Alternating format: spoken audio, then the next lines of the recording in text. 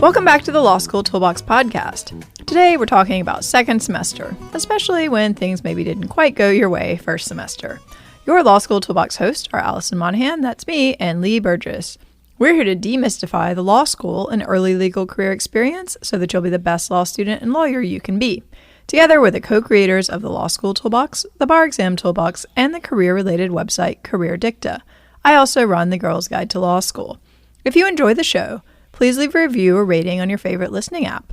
And if you have any questions, don't hesitate to reach out to us. You can always reach us via the contact form on lawschooltoolbox.com, and we would love to hear from you. With that, let's get started.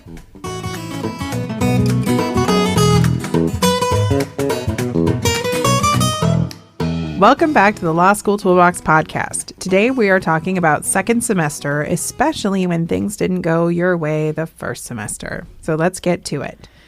Well, Lee, we've talked about this before. A lot, like every year. every year I feel like we do this episode. I know. But it really is a perennial issue, especially for 1Ls, because the reality is, a lot of people are seeing grades that they've really never seen before. And that's hard. Yep, hard for me. Yeah, it cried on the floor of my aunt's house. I did. Not my finest moment, but it happens. A long time ago now. Yeah, exactly. And hey, look at you now. Exactly. So I think that is actually our first point. If this happens to you and you do find yourself crying over a grade or wanting to cry, do not despair. Yeah. If your first semester grades aren't what you wanted or even maybe what you expected, all is not lost. This happens to a lot of people. I mean, look at Lee. Exactly. And I think there are a couple of things that you also need to understand, and this may be different from how your grades were released in undergrad. Some schools trickle them out. Oh, yeah. So, it's such torture. So it's such torture. So for me, my most upsetting grade was the first one that came out, and which was fun times. And then it was another 10 days or something before I got another grade. And they actually steadily went up. So the news got better, but I was already in pretty shattered by it. Right. So I think one of the things that is hard is you kind of need to understand how grades are getting released and try and keep a tiny bit of perspective, because just because you have one grade, that doesn't mean that that's the entirety of your semester. So I think even making it through the grade release process can be its own challenge. Oh, for sure. I mean, I remember first semester, I think our final grade didn't come back until almost Martin Luther King Day. Oh, yeah. I mean, it can really drag on. And then you're sometimes you're going back to school and you don't even have all your grades and everybody's talking about how they did, or you're trying to evaluate what you want to do differently and you don't even really know how you did. Yeah, it's pretty much torture. Yeah. So understanding, how things are going to get released, and then trying to keep a itty bitty bit of perspective that, you don't have all the information just because the first grade comes out. And it can happen the opposite. You can rock the first grade and then reality can set in later. Yeah. I think most people have at least some grade they were surprised by. Yeah. I didn't first semester. Well, no, that was a different problem because I did so well that there was so much pressure that then I had a nervous breakdown. But that's a different podcast. I think we've already talked about that. We were both crying. They were just for different reasons. Yeah. No. So, yeah. I mean, you could be pleasantly surprised, in which case you probably don't need to listen to this particular podcast. That's true. You can just press the button and move on. You can go find the one where Alison has a nervous breakdown over having good grades first semester. You're a complicated woman. I know, right? Hey, it got me into therapy. It was exactly. the best idea I ever had. Good thing. So I think the hardest thing to do when you get these grades is to really move past the hurt and frustration and just get real about what happened. So you got to sit down and evaluate. Right, exactly. And I think too, people sometimes take these really personally, and it's hard not to do that. But trust me, I got bad grades at other times. It was just first semester I did well. But yeah, it's easy to think your life is over or you're stupid or whatever. And these are just grades. You're graded on a curve. It just means that someone did slightly better, or your professor was in a little bit better mood when they graded this other exam than they were when they graded yours, unfortunately. Even when you look at, it's interesting, the California bar. So if you're close enough to passing, they'll reread your essay answers. And it's actually fascinating to see the variance of scores that people get on those. Fascinating / disturbing / concerning. Exactly. Yeah. It's frankly concerning about the validity of their grading process. But the other day I literally saw, they basically, just to give people context here, a 50 is really bad, a 65 is passing, and an 80 is pretty much unheard of. I saw a 15-point swing. Yep. And that sort of thing could happen too. If you ask this professor to regrade all these exams, you might end up with the A- instead of the B+. Yeah, it's really hard. So, some of this you just have to appreciate is the game that we're playing. Things happen. Things happen. However, right. If you're seeing a trend. Yeah. If you're seeing a trend. And I think this is another good point that we should, mention one of our earliest podcasts, which we did on the mindset. I think the earliest. The earliest, one of the first, which was on mindset and the idea of a growth mindset. And I think that grades are one of the first times you can really implement this in law school. It is your opportunity to practice a growth mindset. It is. It will not be your last failure. And not that you failed, but it will not be your last disappointment. And what you do with that disappointment is really the key to growing as a person and being successful. So, really being able to take this feedback and say, that is disappointing. I'm going to focus on what I'm going to do differently versus I'm stupid. I can't do this. Right. And really looking at, what caused this problem. If it's one negative grade, then that's a different problem than if you're consistently doing poorly across the board. So you've got to kind of take a step back and really look seriously at your entire first semester. Yep. Look at your study habits. Were you studying enough, basically? Right. And were you studying the right way? Right, exactly. Did you have good intentions and then you fell behind? Mm-hmm. I think a lot of people have life stuff come up. Yeah. And it's, is that something that you can resolve? Is it something that's going to continue? What are you going to do with that? Do you need to take time off?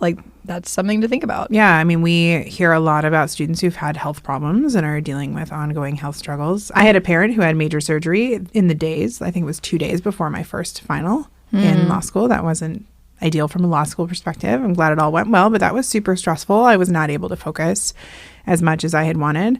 That wasn't my fault, but you know what? I didn't get to opt out of my grades. Right. So, I still had to study and do my best. I think you also have to look at whether or not you had interactions with your professors. Did you get feedback? Did you do practice? Did you go to office hours? Were they helpful? Did you ask questions? That you really have to start looking at what you did. Did your outlines and study aids even help? If you even did them. If you did them. Did you just take somebody else's outlines and put your name on the top? Yeah, and then be like, oh, well, that didn't help me that much. Right. I couldn't find anything. It sounds like, we're kind of making fun of you, but we're not. No, we're not making fun of you because this stuff, hey. These are just things we see. Yeah, and these are even some of the mistakes we tried to make. There were definitely, I thought at first I could just put my name on someone else's outline, and that does not work, at least for me, because you have to make that material your own. So you have to kind of go through the entirety of the process. You need to look at your time management. Did you have a good study schedule? We talk a lot about blocking out time for deep work. Did you do deep work? Did you do it more than 2 weeks before the end of the semester? Right, exactly. Did you do it throughout the semester? Did you get sleep? We also talk to students about their study schedule, and we find out they're trying to sleep 5 to 6 hours or less a night. As the mom of 2 small children, I can tell you your brain does not function at capacity when you only sleep 5 to 6 hours a night, as I have for probably the last 6 years I've been a parent. Yeah, I had major sleep problems during the first semester exams just because I couldn't stop thinking. Mm-hmm. And so I was sleeping probably 4 hours a night, and I literally went crazy. Yeah. And after that, I had a prescription for Ambien that I used during exams. Yeah. What about, sometimes things happen in the exam room. I was recently talking to a student who had a full-on panic attack in the middle of one of her exams and, wasn't able to function for 30 minutes. Oh, wow. Yeah. And you can't, how do you even finish an exam? Yeah, you're not coming back from that. Or computer problems. Oh, yeah. Yeah. I had those in law school, too. I think everybody did. Yeah. I think, you can be like, well, I had a computer issue, and that's why this grade was maybe a little bit less great than it could have been. But you've also got to take a step back. Well, why did I have that issue? Do I have an old computer? Or did I not set up the software?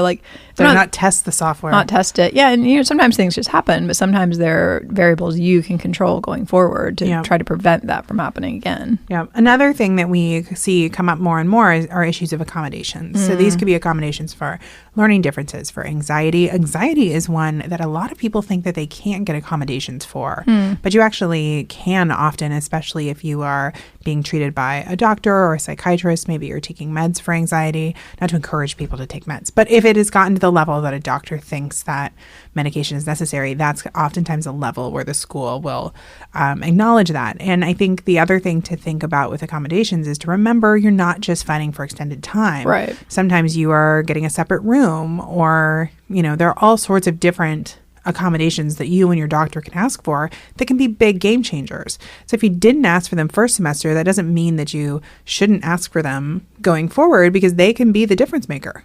Yeah, absolutely. You're just trying to basically put yourself on that level playing field. Mm-hmm. And if it requires you being in a private room because otherwise you're going to have an anxiety attack, well, that's probably a fair ask. Right. And looking forward to the bar exam, if you did not get accommodations in law school, it is harder to get them for Much the bar. harder. So, if you think that this is something you may need to get over the bar hump, go ahead and work with your law school now. Yeah, they're going to be much more accommodating, no Yeah. pun intended, than the bar examiners will be. Absolutely.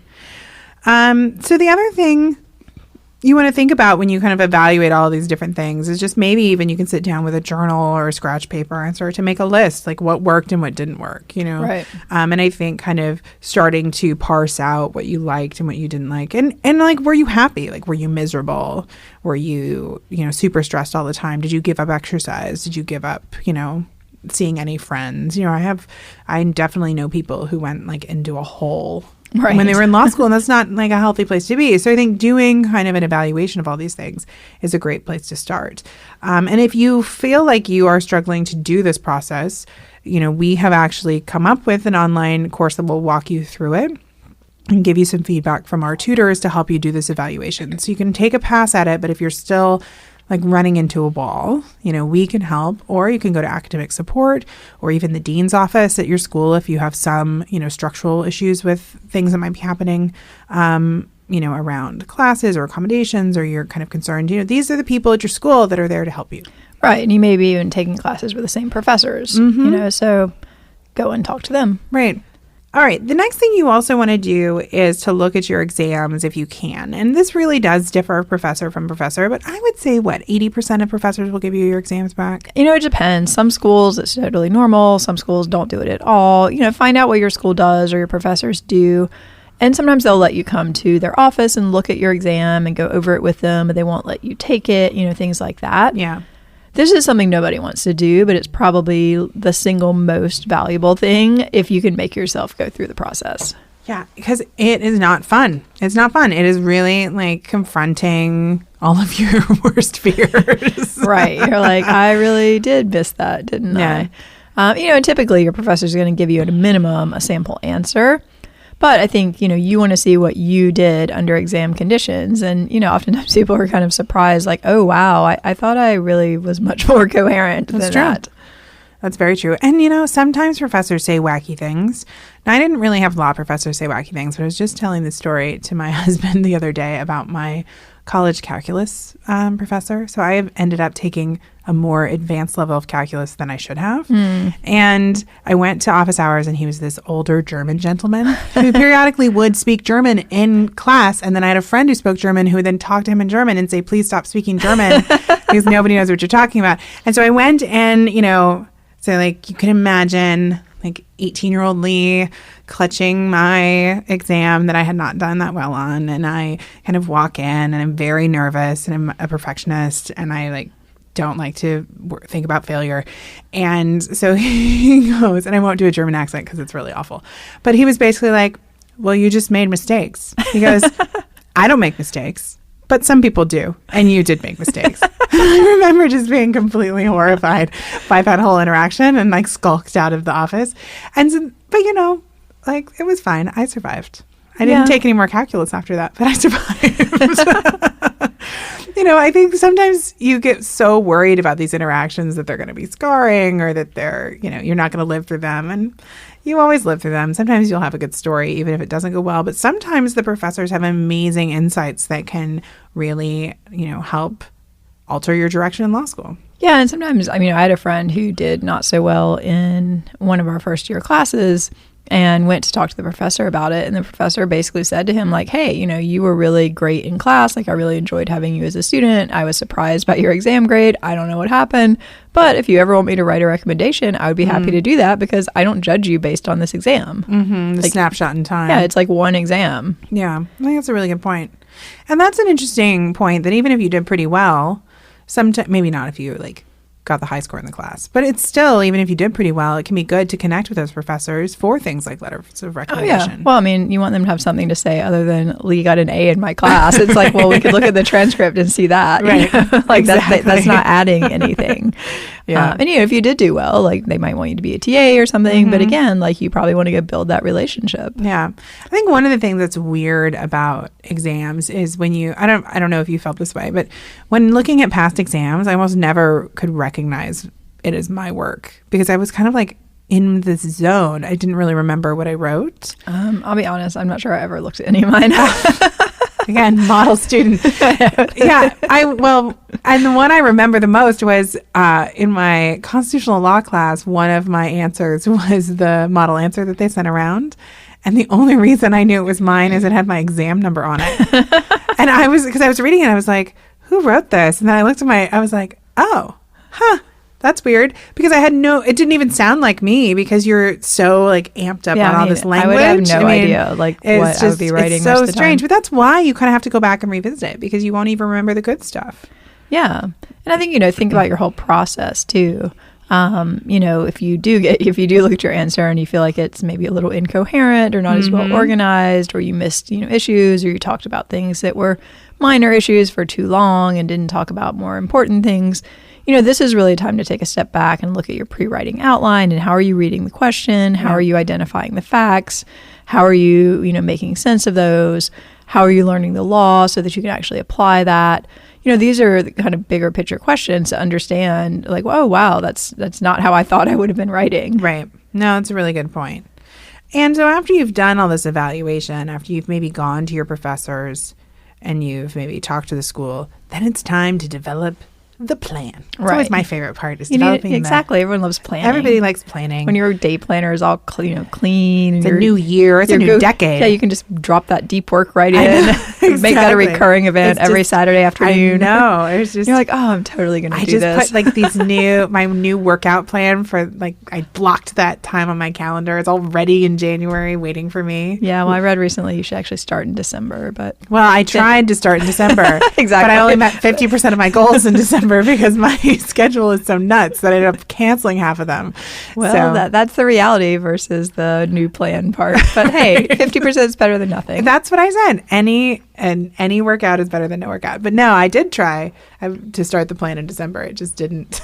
Yeah. But right now you're in the shiny part where you're it's early January. You're laying out your life plan for the new semester. Everything's going to go great. Yeah. So you got to think about what you need. So you got to think about what you need, and you got to go get the help. And I think that this is one of the things that oftentimes students delay too long on because it can take time to line up the help. Oh, for sure. If you need a therapist, if you need to go meet with your doctor, if you need to be evaluated for accommodations, if you need to hire a tutor like our team, if you need a life coach, if you need to meet with your academic support office, if you need to, find people in your life to have dinner with, to talk about what's going on, to create a new support system, all of that takes time. And I think what happens in January is oftentimes you come back kind of blurry-eyed from the holiday breaks, and it's all of a sudden mid-January. Right. And then you've got usually a holiday for Martin Luther King Day. Right. And so then, but then you're like, wow, it's literally mid-January. Right. Because even we do a retreat every January, and we were looking at the calendar, and I think it was we'd like to do this in early January, and I think it's the mid part of January was the first day that we could lock down because January just flies by. Exactly. And it can take a while to get appointments with these people. Oh, yeah.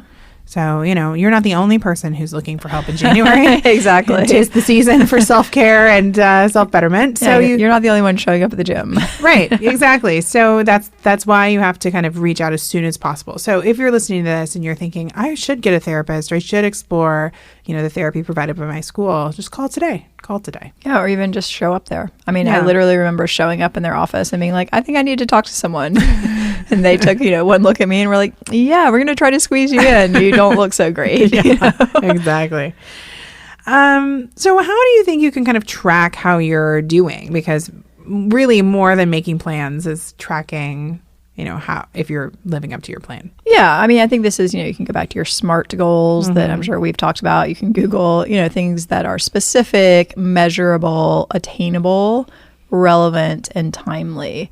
So we mentioned earlier, plopping that deep work on your calendar. You should do that. Yep. You should go ahead and block out, I would say, minimum 3 and preferably 6 at least hours a week, every single week, to really sit down and do that deep work. So how do you make that a SMART goal? Well, you commit to it and you're like, okay, I'm going to do, 2 3-hour sessions each week. Okay, you can measure that. Right. You can put it on your calendar. You can mark off whether you did it or not.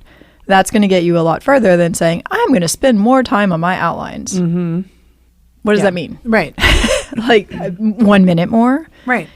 A week more? Every day, every week? What are you even talking about?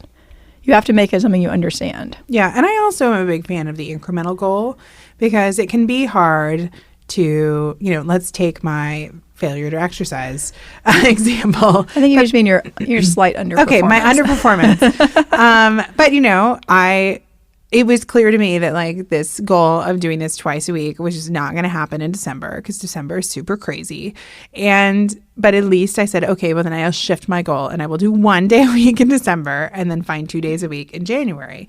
And I think that sometimes, we'll say, there's no way I can find 6 hours a week to do deep work. Right. It's then start with 3. Then start with 3. And then the next week or 2 weeks later, start with 4. And then the next couple of weeks later, start with 5. I mean, I think that sometimes we set, especially these high functioning people, which most law students are, it's go big, go home. Right. I'm gonna do 3 hours a day of deep work. It's you're not gonna do that. No, and this is why New Year's resolutions constantly fail because we set these unattainable goals for ourselves and then we can never do them. Yeah. No, it does help to have something you can count. I realized at some point I'd bought a 10-pack of yoga classes on sale last January. And as of about a month ago, I had not used a single one of them because I totally forgot that I'd purchased them at this great price. And I realized I'm this is ridiculous. I already own these. I need to use them. And now, because I had that in my mind and I knew it was 10, I've actually used 9 out of the 10. Oh, look at you. So I'm feeling pretty good about that. That is good. I feel like I can use the last one in the next few days, and that will have been a good purchase. Yeah. So it is just good to track what you're doing and also look at your goal setting. And I think the other thing is when things aren't working, just don't throw the whole plan out the window. Right. That's the classic diet thing. Oh, I had a cookie, so now I'm just going to give up. Right. And it's well, you could actually just start now with going back and eating what you think you should be eating. Exactly. I'm not saying you should be dieting. I think that's probably not a great idea anyway, but if you want to, you do you. Yeah, I think too, we're in this modern era of the internet. Are there apps that can help you with this? Yeah, we just got an email about one of the apps. We did. Yeah. Yes. Do you remember what that was called? No, but I'll look it up while you talk. Okay, great. So we are big fans of kind of tracking time, maybe even tracking your habits, even shutting off the internet, which can be beautiful. And so you can use some of these apps to really help change your habits. So I think the first one that I think can be really powerful is tracking your time. Because one of the things I think law students will often say, and we've all fallen into this trap, is I don't have time to do X, Y, and Z. And so if you really don't have time, then you need to track your time and find out where all your time is going. Because I think you might be surprised sometimes to find where your time is going.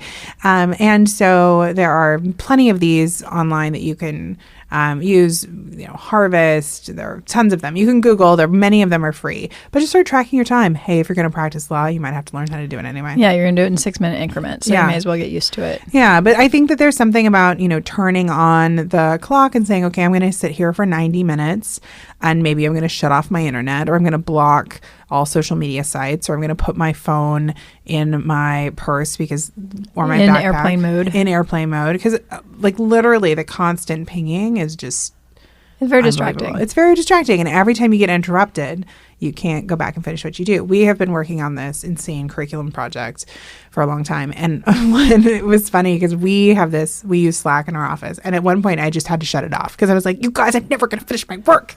Yeah, but I remember at one point I think you texted me to be like, you haven't been on Slack all day. Are you alive? I know. I did because I was kind of worried because I usually talk to you all day. I was actually doing things and I think I had a massage or something. I know. I just wasn't on the internet for 6 hours. Yeah, and that kind of freaked me out, I'll be honest. honest, because usually if you're not on the internet for 6 hours, you tell me like I'm going skiing for the day. Right. And I don't expect you. Yeah, it was just funny. I was like, wow, it's 3 p.m. and Lee already thinks I'm dead because I haven't slacked her. We have a healthy codependency. I just need to know, that you're okay. Yeah. So I found this app. Yes. It's called Habitica. Okay. Habit with ICA. The person who sent it to us says, if you're not familiar, it's a gamified habit building to-do list that gives video game style rewards for completing tasks or strengthening a new habit. Oh. It also allows you to join teams of other users. And by failing to do your tasks, you harm yourself and your teammates' score. Oh, wow. So your so study group, so you and your study group could basically, be accountability partners by like not wanting to ping your score down. Well, if anyone tries this, you should totally send us an email and let us know how it goes. Yeah, it sounds very stressful to me, but I can see it being effective for certain people. Yeah. So this is the thing. The internet's beautiful in the way that it can like try and solve your problems and create new problems. But if you need an app or a way to kind of hold yourself accountable, there are ways to do that. I know another one you can actually put in like money and either it releases it to go do something you want or it gives it to something you don't want. Yeah, like an organization you don't want to support. Right. I can see that being motivating. That could be motivating in these heightened political times. I'm pretty sure you can find something that would make your blood boil no matter what side of the spectrum you're on. I will do that deep work because I will not let these people have my money. Exactly. All right. So other than apps, you may want to start looking at supplements, especially if you did not use them such a good the semester before. And then think about how you're using the supplements. Please don't buy all of them. Find one or two that make sense to you. Yeah. And I think sometimes people think, partly because their professors sometimes tell them this, that like, oh, you don't need supplements. You should just figure it all out on your own. And the reality is, I think you should do your reading and that kind of thing. But I also think you probably want to consult an expert source to like give you that big picture and all the details. Yeah. And if you find that, you didn't really like comprehend the material, something like an E&E can be very effective because it forces you to really engage with that material and test yourself. If you didn't do multiple choice practice and you had multiple choice exams, like there are books and things that you can get that have that practice in them. So, whatever piece of it that fell apart for you, that's a place to look for a little bit of extra attention. Yeah. And, if you're, quote, bad at multiple choice, well, I'm sorry, you have to take the bar exam. So this is got to figure it out. Like, I don't want to be having that same conversation with you in several years when you fail the bar because your MBE score was terrible. This is an opportunity really to get those skills so that you don't have to deal with this on the bar. Yeah. And if you really want to do a deep dive into why you need to shut off your phone and internet, a book that is good on this is Digital Minimalism by Cal Newport. Oh, Cal, our favorite. I know. Yes, he has some good books. I admit I started digital minimalism and I think I got distracted by Instagram or something, but... So you failed. And then I put it in, a drawer next to my bed where I was reading it, and I don't read it anymore. But hey, I'm going to go back and read it. So. Well, there you go. And I'm sure it's great. I'm sure it is. And even the last just couple of weeks, because the holidays are kind of a overwhelming time, I've been reading at night, like real books, like not on my phone, and trying to get off my computer and social media and even TV and all of that stuff earlier. And it is amazing how different your brain feels when you are just released from that stuff. So really looking at your own personal habits can be pretty freeing too. Yeah, and this just goes back to having a little bit of self-discipline. And, we all want to sit and do something mindless, but, that might not be the best thing for your sleep and that kind of thing. All right, so what if things went really, really, really, really badly and you're worried that you shouldn't be in law school? Well, I think, it's a question worth asking yourself. And I don't think you even necessarily had to do that terribly. I think if you did, what you feel is subpar, or even okay, but you were miserable, I don't think people should be afraid of examining that question. Mm-hmm. I'm not saying they should drop out. Right. But I think you should at least consider it. Yeah. And, like really commit because then at the end of that analysis, you basically are either like, yes, I'm going to recommit to doing this, and then I'm going to take the steps I need to get the help I need to do better. Or you decide this isn't for you and you become Carly Farina or whatever her name is, and you go lead HP because you dropped out of law school after a semester. Yeah. I think it's a fair question to ask. And if nothing else, if it leaves you in law school, you will feel better about being there. Well, because you don't want to go through thinking, oh, well, maybe I should just drop out and not really examining that. And then you don't really commit, and then you probably don't do much better. Right. And then you get to the end of your first year and you're like, well, maybe I should have dropped out. Right. Yeah. And you're spending a lot of money to be there. So you should want to be there. Yeah. So I think it's, I don't think it's a question to be afraid of. I mean, I think if you're feeling like maybe you should, then find somebody to talk to about that. Yeah. All right. Well, to kind of wrap it up, I think it's important to remember that you can learn these skills needed in law school, and you should do it now before you realize that you failed the bar, and then you have to go back and learn the skills you should have learned in law school. So you need to do deliberate practice, get feedback on that practice, and learn these core subjects because they are going to haunt you later if you don't do the work now. That is true. It's absolutely the case. So nobody's going to care if you're like, well, I always hated contracts. It's like, I'm sorry.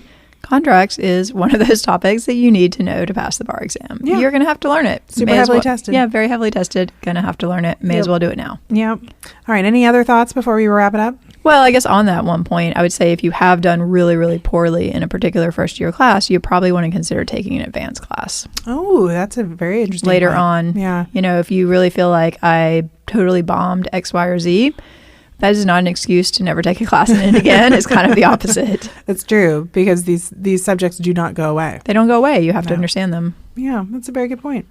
All right, well, with that, we are out of time. If you want help figuring out what happened first semester, you can check out our Reboot program or our tutoring options, because we're here to help. If you enjoyed this episode of the Law School Toolbox podcast, please take a second to leave a review or a rating on your favorite listening app. We'd really appreciate it. And be sure to subscribe so you don't miss anything. If you have any questions or comments, please don't hesitate to reach out to myself or Alison at lee@lawschooltoolbox.com or allison@lawschooltoolbox.com, or you can always contact us via our website contact form at lawschooltoolbox.com. Thanks for listening, and we'll talk soon.